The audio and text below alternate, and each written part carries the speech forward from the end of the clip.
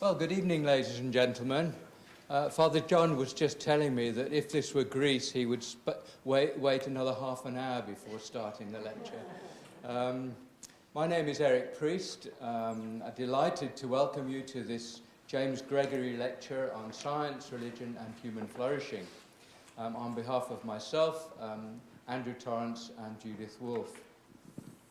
So the next James Gregory lecture will be on March the 8th by Professor John Hedley Brooke from Oxford.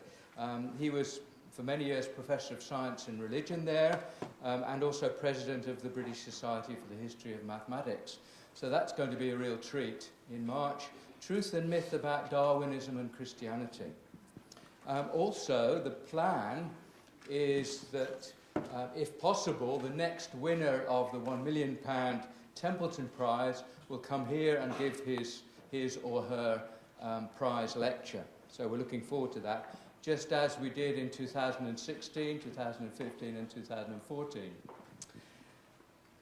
So I'd be grateful if you could fill in the questionnaire at the end of the lecture, and if you'd like to receive an email about future lectures and you're not already on the email list, then please email me with your name and address. Today's lecturer then is Father John Chryssavgis, who has the title Archdeacon of the Ecumenical Throne, a wonderful title given to him by the Ecumenical Patriarch Bartholemew, who, as many of you may know, is known as the Green Patriarch. He's the spiritual leader of the world's 300 million Orthodox Christians, has been so for the past 25 years, and has really worked tirelessly for peace and reconciliation between nations and between different faiths and different branches of Christianity, and also for environmental awareness. This has been one of his key interests. John Chryssavgis himself was born in Australia. He studied theology at Athens and New York and had a doctorate from Oxford and also a degree in sacred music. He was a professor in Sydney and Boston, and for the last 20 years has been theological advisor, especially on environmental issues, to Patriarch Bartholemew. Father John has written widely. He has over 30 books, one of which is a really inspiring biography of Bartholomew, and is on sale at the book table outside after the lecture. I really found this a fantastic book, one of the best I've read for a long time, and it really filled me with wonder about the amazing nature of Bartholomew, who to me is clearly a saint. He's a wonderful man. But John has also written this award-winning book, In the Heart of the Desert, Spirituality. Whoops, this has got onto automatic pilot. I need to stop it somehow. In the Heart of the Desert, the spirituality of the desert fathers and mothers. You're welcome to join us at the reception just outside after the lecture. But the title of today's lecture is Creation Care, a Christian Response to the Ecological Crisis. So please give Father John a very warm welcome.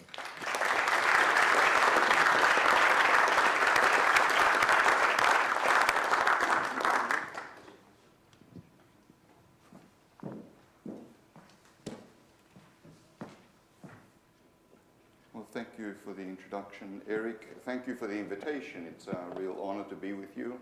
And I'm grateful to the organizers, to Eric Priest, to Andrew Torrance, and Judith Wolfe.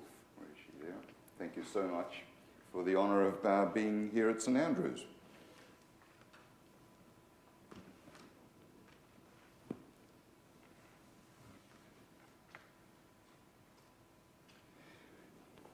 Whenever I hear someone introducing me and talking about, Father John has written so many books and whatever, I remember taking my kids to school in Boston, and my son Alex was in the back seat with a friend of his, a Russian Orthodox young boy. They would have been about 12 or 13 at the time, and I remember Xenia saying to Alex, said, you know, your dad's written a lot of books. I could just hear them whispering at the back, and there was silence. And Alex turned to me and said, Dad, you've written books? So, all good for humility, you know.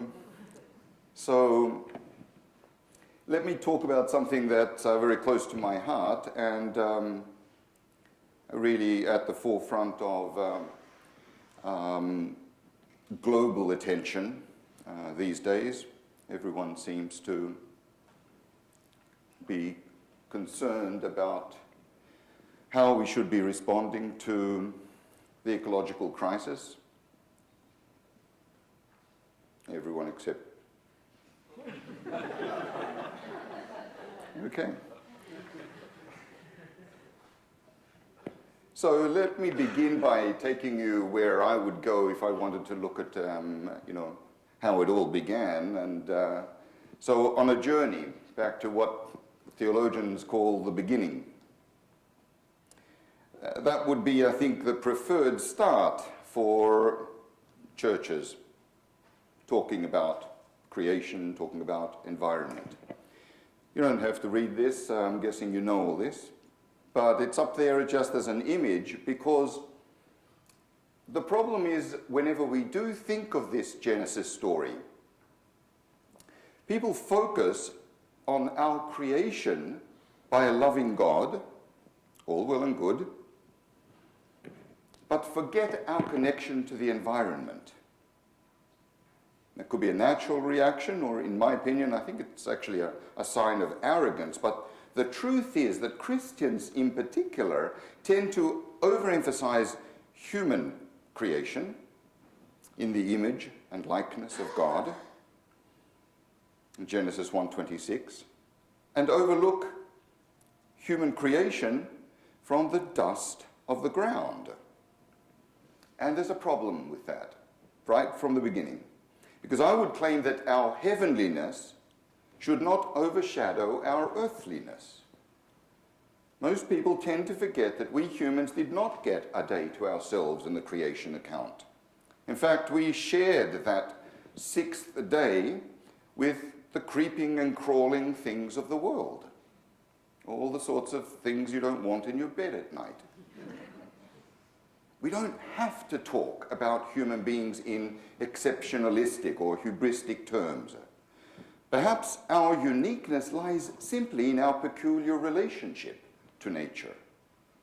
The creation story, like the Noah story, tell us that saving humanity is inseparable from saving other creatures, from saving the world.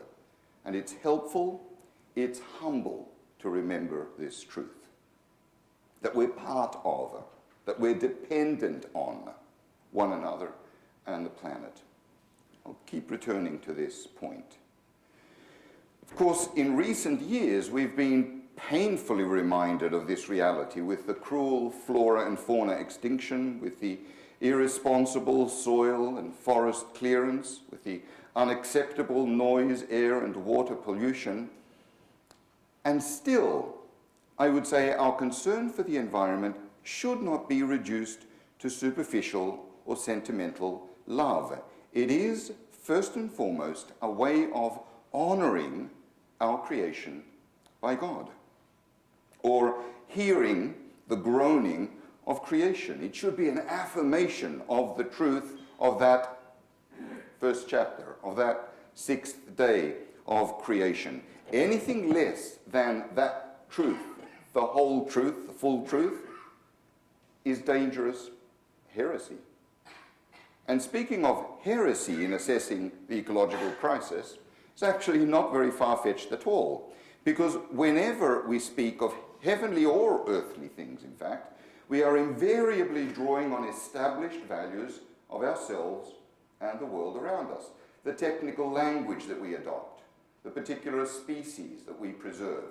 All of these depend on principles that we promote, even presume. We call this predicament an ecological crisis, but the root of the problem lies in the paradigms that impel us to pursue a particular lifestyle. The crisis concerns, I think, the way that we imagine our world.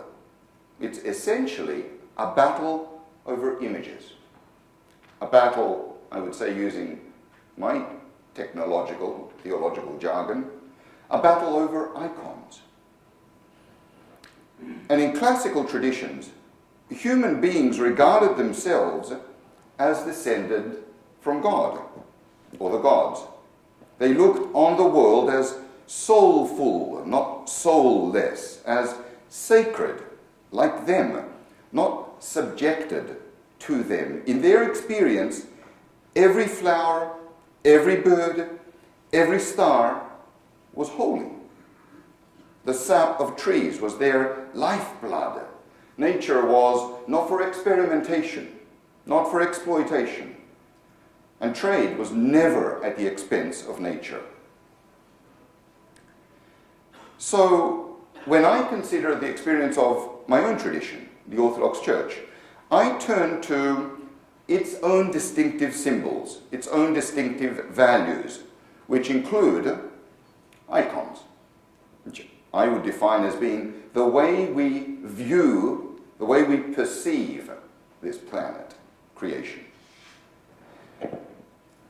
I think of liturgy, which again I would define as the way we respect creation, the way we celebrate creation.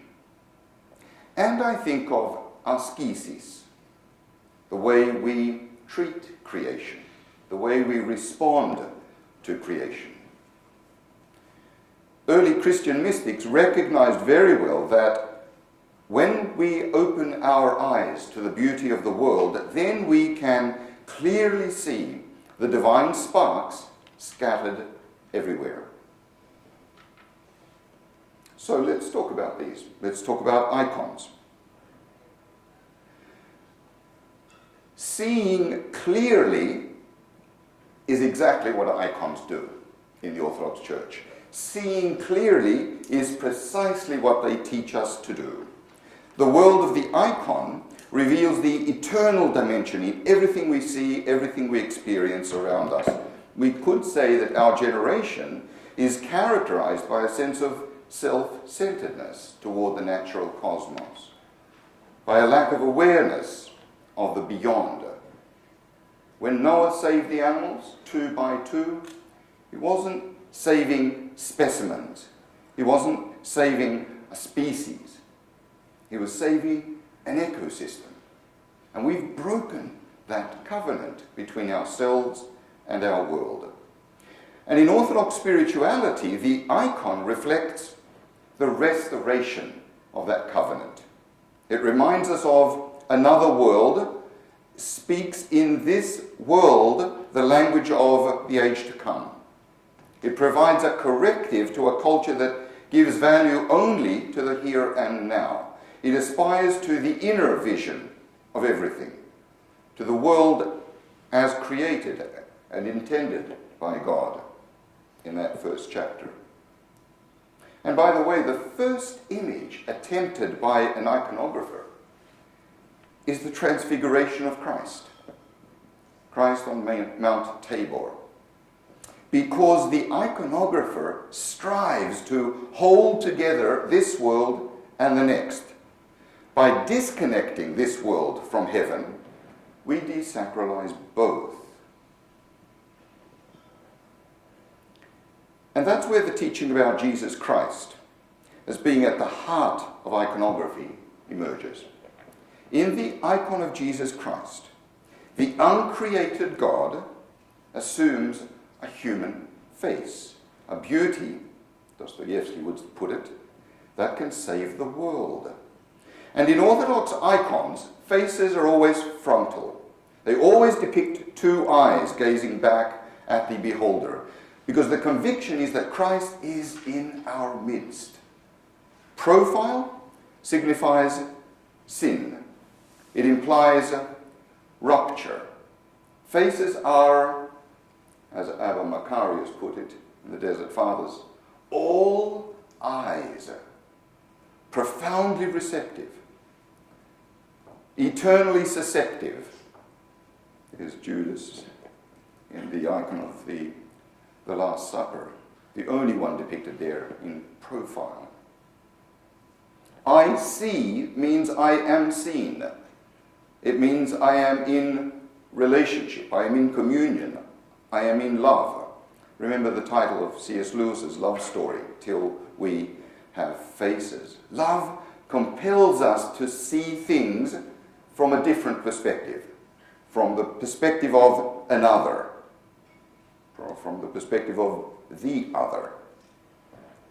Ecology is much more than flora and fauna. It's about the social nexus that surrounds them.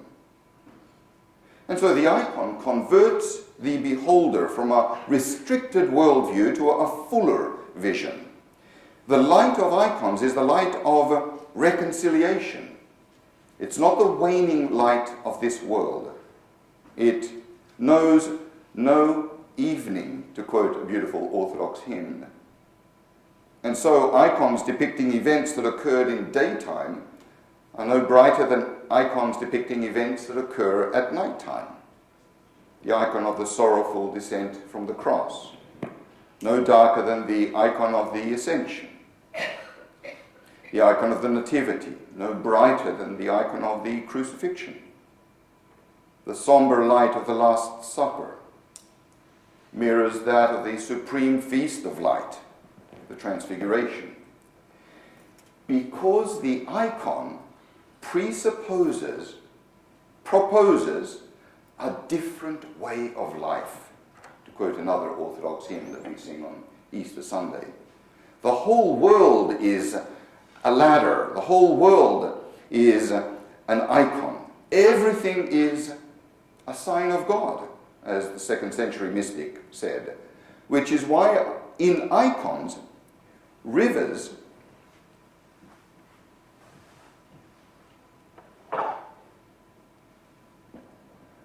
assume a human form.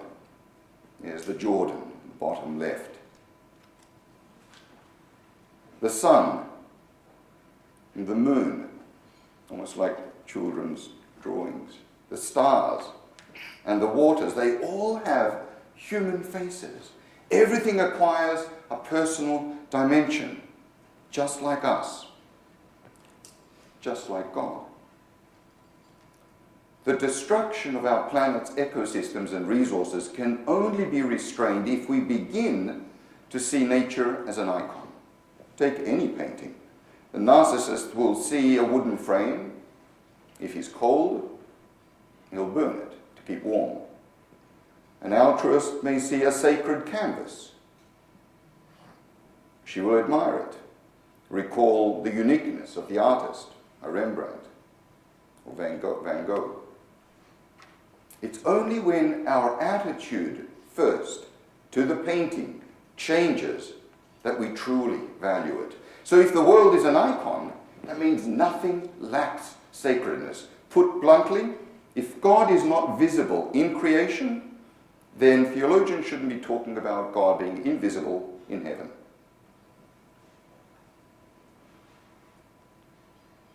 What icons achieve in space, in matter, liturgy accomplishes in song, same ministry of reconciliation between heaven and earth. In fact, if we are guilty of relentless waste, it's because we have lost this spirit of worship. We're no longer respectful pilgrims. We've become mere tourists. We have to restore this sense of awe and delight in our relationship to the world. Now, by liturgical, I don't mean ritual. God knows there's plenty of that in my church. I mean, again, relational. Or in the context, again, of icons, think of the world as a picture. You need every part of the picture for it to be complete. You remove one part, a tree, an animal, a human being, the whole picture is distorted. the truth is that we respond to nature with the same delicacy, the same sensitivity, the same tenderness with which we respond, or fail to any human person. We have learned, I think, or we are supposed to have learned, that we cannot treat people like things. I would propose to you that we have to begin learning to treat things not like mere things. All of our spiritual activities are measured by their impact on others, on the poor, on the world, especially the poor. So liturgy is that language that commemorates, that celebrates the intimate connection, that innate connection between God and people and things, what in the 7th century Maximus the Confessor called a cosmic liturgy, and what in the same century Isaac the Syrian described as acquiring a merciful heart, one that burns with love for the whole of creation, for humans, for birds, for beasts, even for demons, for all God's creatures. And in the early 20th century, Dostoevsky conveyed, I think, the same vision in the Brothers Karamazov. Love, he says, all God's creation, every grain of sand. Love every leaf, every ray of God's light. If you love everything, then you will perceive the divine mystery in things. There's a dimension of art, of music in the world, which, by the way, also implies that whenever we narrow life, political life, social life, even religious life, to ourselves and to our own interests, we're neglecting our vocation to reconcile all of creation. Because our relationship with this world determines our relationship with heaven. The way we treat the earth is reflected in the way we kneel in prayer.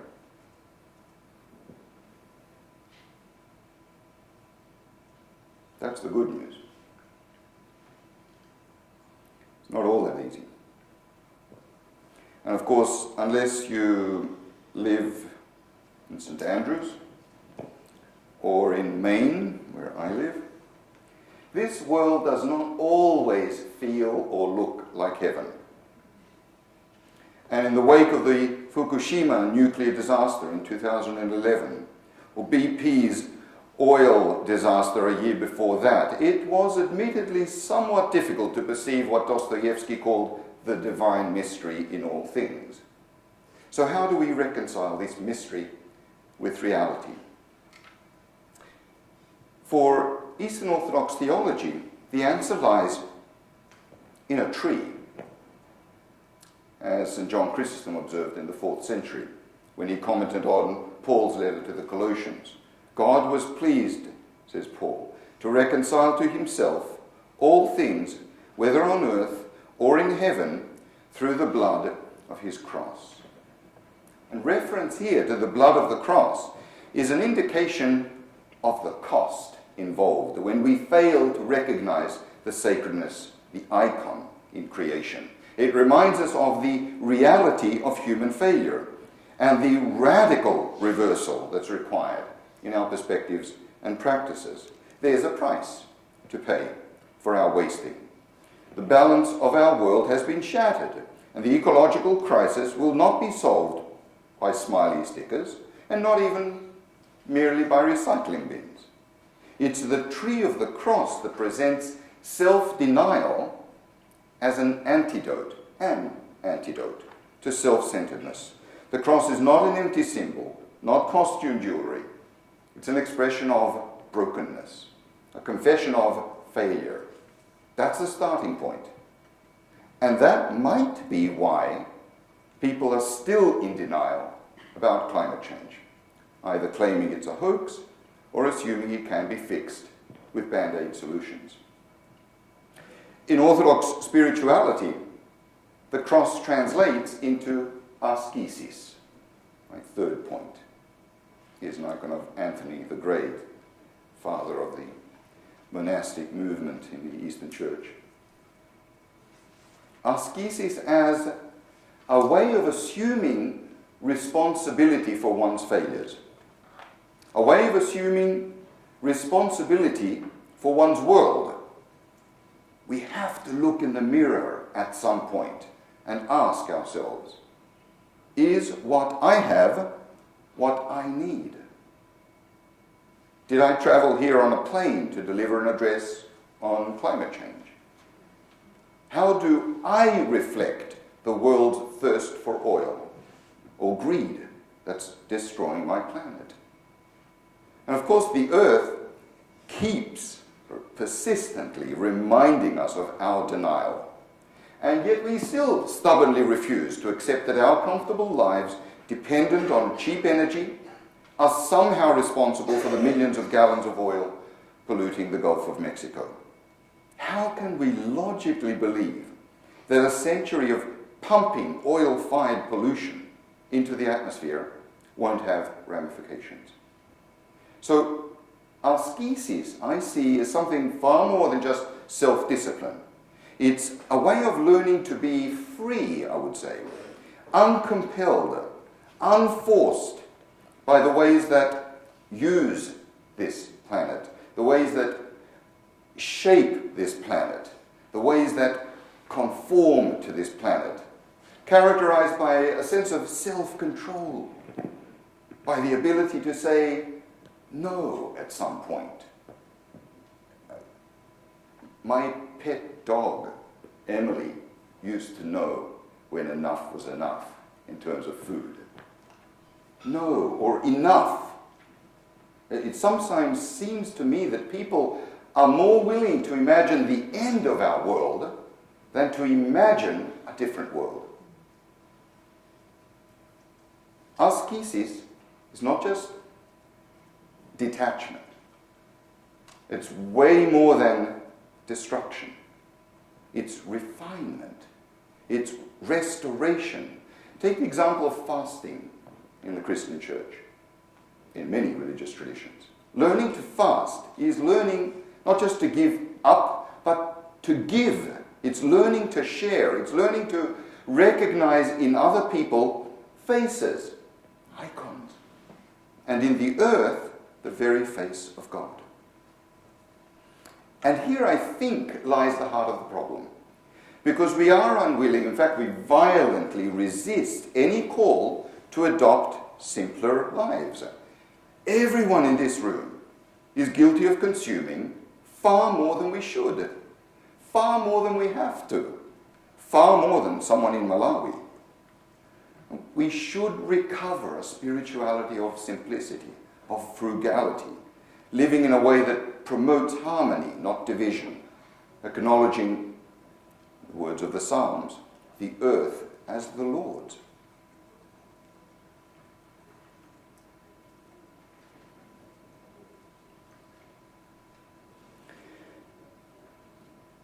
In fact, food and its corollary vices of greed or gluttony and its concomitant symptoms of indifference or waste, food comprises the most striking factor in ecological exploitation and economic inequity. The reason people go hungry today is not the number of people in the world, not the production of food in the world. If there were fewer people, if we produced better or faster food, but the way we distributed food remained the same, the poor would still go hungry. The problem is the way we share, the way we distribute through the free market, which people who are poor cannot afford. There are two particular images in the Orthodox Christian tradition that speak to this response to the ecological crisis from the perspective of food. In the first, derived from the gospel parable, Jesus tells of a poor man, Lazarus, who lay at the gate of a rich man, longing, Luke says, to satisfy his hunger with what fell from the rich man's table. The rich man never once invited Lazarus to the table. And what is worse, the rich man probably didn't even know there was a Lazarus, didn't even notice Lazarus. I wonder whether sometimes we even notice what goes on around us. How many of our sins are sins of not noticing. I mean, I don't know about you, but at least this week I haven't robbed a bank. But there's more to morality than that. How many people do we invite to sit at our table? What issues do we readily embrace at our table? Or to paraphrase a contemporary politician, perhaps the time has come to admit that the problem lies with those who gorge themselves. There's a 20th century sketch of someone that, for some reason, I see an Orthodox bishop whenever I look at this, I don't know why. But there are a couple of other sketches down there too that you'll recognize. The problem is not the immigrant. The problem is not any particular religion. The problem is the insatiable greed of some who incessantly stuff themselves. Read a book by a friend of mine, Raj Patel, if you're familiar with him. Stuffed and Starved, it's entitled. How being stuffed affects who is being starved. And this problem has a face. It actually has a name. I don't know how that got in there, but... There's another well-known iconographic depiction, well-known to many of you, I'm sure. Sitting under the shade of the oak trees. Abraham welcoming an unexpected visit from three strangers. The story is recorded in Genesis 18, it's also mentioned in Hebrews 13, describing the patriarch of Israel spontaneously sharing his friendship and his food, extending such generous hospitality to foreigners that, at least in my church's theology, that's the scene that's symbolical of the Holy Trinity. In fact, the only authentic image of God as Trinity in the Orthodox Church is this encounter from rural Palestine. And traditional icons of Abraham's hospitality portray the guests on three sides, leaving an open space on the fourth. The scene is an invitation. And of course, as then Senator Barack Obama told the National Association for the Advancement of Colored People's Fight for Freedom in 2005, it's one thing that everyone has a seat at the table, but how does everyone pay for the meal? Or think of Pope Francis during his visit to the US in 2015, declining a meal with Congress, choosing instead to eat with the homeless in a neighboring park. There's another unique iconographic depiction of this worldview in an 18th century icon at a monastery in Crete. It's literally a theological statement in color. The icon's title derives from the great blessing of the waters at the Feast of Epiphany on January 6th in our church, but the same prayer is repeated during the baptism of every Orthodox Christian. Great are you, Lord, and wondrous are your works. No words suffice to hymn your wonders. At the far left of the image, nature, Mother Earth, the one that indigenous peoples in North America, in Australia, have known so well for so many centuries. The epic poet of ancient Greece writes, "She's the mother of all and oldest of all. She nourishes all creatures that walk on the land, move in the deep, or fly in the air." And nature here extends her arms in a gesture of openness and embrace. The icon also depicts urban life, not absent, the cities of Samaria and Nineveh pictured there in the background, and agricultural life with farmers tilling the slopes. We can see people, rivers, vegetation, and a vast rainbow is reflected across the icon, showing the eternal covenant between Creator and creation. The icon's very rich in symbolism, but let me highlight two particular scenes. The first, depicting Jonah cast from the mouth of the large sea beast, as in the biblical story, a profound image of resurrection, of renewal, recreation. One of the early symbols of Christ, of course, whereby Christians recognized one another, was the fish. The Greek word ichthys, being an acronym for Jesus Christ, Son of God, Savior. The fish is a statement of faith. It's not just a resource. Christ is integrally, inseparably identified with fish. Abuse of fishing or overfishing relates in a very personal way, in a very profound way, to Christ. The second scene depicts the slaying of Abel by Cain, right in the center. A violent representation of the destructive impact, the immediate destruction brought by our current policies and practices, especially for future generations. Because until we perceive in the pollution of our planet the portrait, the icon of our brother and sister, we cannot hope to resolve the injustice and the inequality of the world. Until we discern in the pollution of our planet the face of our children, we cannot comprehend the irreversible consequences of our actions. So where do we go from here? Not long ago, my elder son and I paid a visit to the optometrist, about a month ago now. And Alex is not very meticulous with his eye care, as he should be. So as he received his new prescription, I overheard him in the room next to me. He cried out, "Wow, that's what I'm supposed to see?" When we look at our planet, what do we see? No may not be enough, as Naomi Klein put it. So what is it that we want to see? Because the way we view our planet will determine how we relate to our planet.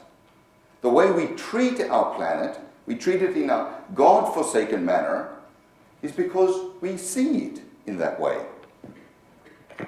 In his now classic article entitled "The Roots of Our Ecological Crisis," I get criticized by a lot of conservative Orthodox for bringing this guy up instead of showing you more icons, but Lynn White already, I think, suspected this truth. And people don't really think of this aspect of Lynn White's article. He writes, "The Greek saint contemplates. The Western saint acts. The Latins felt that sin was moral evil, that salvation lay somehow in right conduct. So the implications of Christianity for the conquest of nature would emerge more easily," he says, "in the Western atmosphere." It's true that far too often we think that solving the ecological crisis is a matter of acting differently, acting more effectively, acting more sustainably, the catchword now. I recall an article a few years ago, which I'm going to paraphrase from the Wall Street Journal. "The world is sinking, and the band keeps playing. On the Titanic," I've heard your Boris Johnson mentions the Titanic from time to time. "First violinist, big oil's Koch brothers empire. For them, capitalism is the solution to everything. Everyone has a price, especially politicians.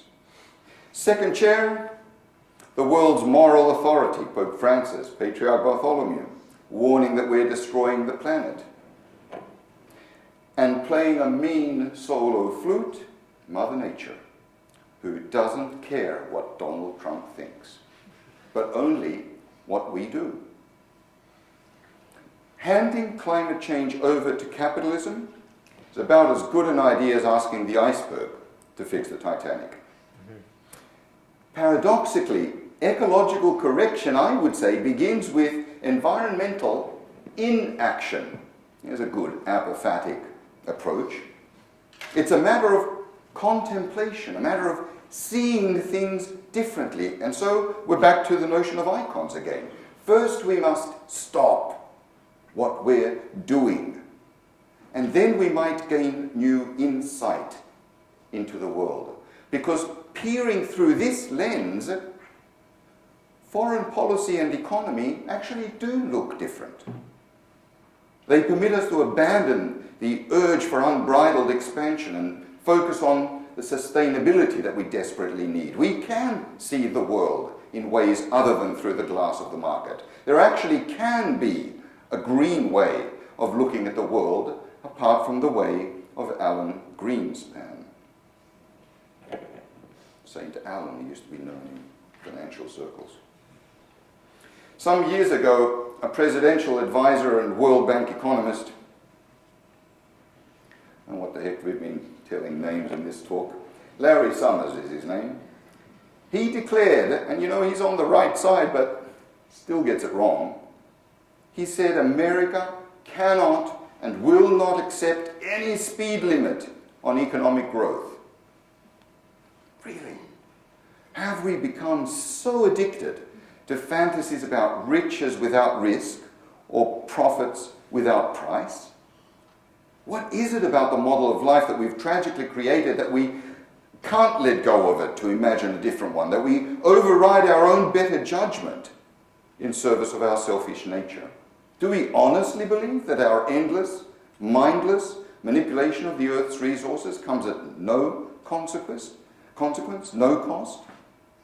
Our economy and our technology become toxic when divorced from our vocation to see the world as God would. And if God saw the world as very good on that sixth day, then we too can see the world in its unfathomable beauty and interrelatedness. What we face is a radical choice, like Moses, what he offered in Deuteronomy.